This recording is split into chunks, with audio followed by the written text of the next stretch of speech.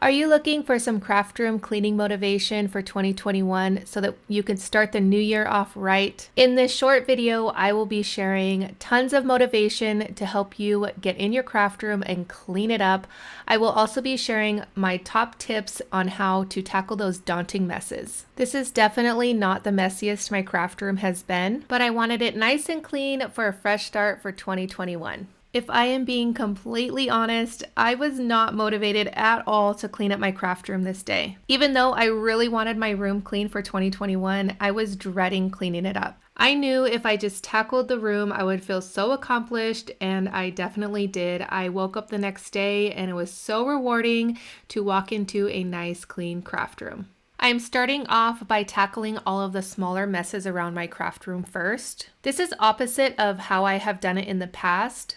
I would typically start with my work surface because that tends to be the biggest mess. And growing up, my mom always taught us to start with the chore you disliked the most. That way it is done and out of the way. And normally my desk and my work surface is the messiest, which definitely gives me the most stress. So of course, the messiest spot in my craft room is my least favorite thing to clean up. So by cleaning up the smaller messes first and then tackling my work surface, I knew in the end I would have the satisfaction of having a nice, clean craft room. The best way I have found to clean up my craft room is make piles of different things.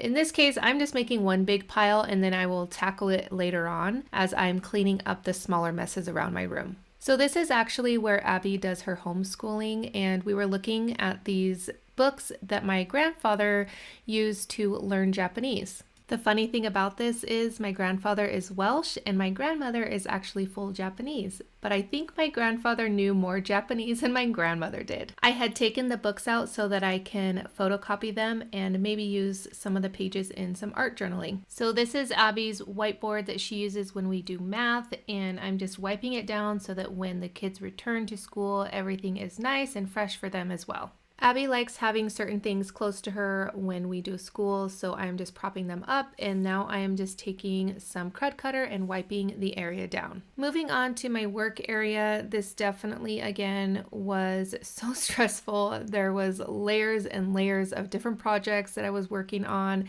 and from live streams and videos and just so much stuff all over my desk. But I took a deep breath, I turned on some music, and tackling one thing at a time. As you can tell, I do not clean up as I go. So in turn, this creates big piles and then it just gets so stressful. So this is definitely my least favorite thing to clean up in my craft room. I would love to know if you have a favorite area that you like to clean up, or what your least favorite area to clean up is in your craft room, or even if you have some tips that would help others. I would love to start some conversations down below in the comment section. So creating a big pile or a couple big piles and then condensing them down into littler, more manageable piles helps me stay motivated to clean up my craft room. If I come across a lot of little dies that are a die set, I will put them away immediately. That way I don't lose any in the process of making other little piles. I don't even know how many times I have misplaced, yes, I'm calling it misplaced, not lost, but misplaced stamps and dies and markers and you name it, because when I am in the groove of creating, I just push everything aside and move on to the next thing. You would think I would learn my lesson by now and clean as I go, but I don't think I'll ever do that. And that is the reason why some of my projects look the same, because I don't want to get up. Sometimes I am lazy and I just want to create and enjoy myself and enjoy the process. So I sit and create with whatever is around me. And as you could see, sometimes that is a lot of things. Now I am putting back some of my favorite embossing powders and different things that I like on this carousel. I absolutely love this organizer, and it is really nice to have everything in arm's reach. It has to be my favorite organizational item in my craft room for sure. Now it's time to take all of those piles and put everything away. I have some more embossing powder that I don't use as often that goes in a drawer. Then I have all of my distress spray stains, and I did color coordinate them all along my wall. It looks so pretty. Then I have some stencils that need to be put away, and then my stamps just plop right here. Definitely organized chaos for sure in my craft room, but it's okay. Then I have my dies here that I just put in this bin. And now I am going to do a good cleaning on my work surface. I am going to be using Cred Cutter and some sort of scraping tool so that I can get a lot of that paint up. I didn't work that hard getting everything up, but it definitely helps and it looks so much better now.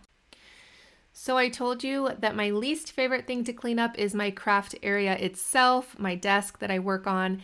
Now it is time for my favorite part, which is vacuuming.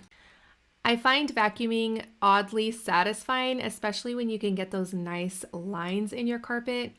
It just means it's done and you can move on, get out of there, and everything is nice and clean. You know that saying, don't trust a skinny chef? Well, I don't trust a clean crafter.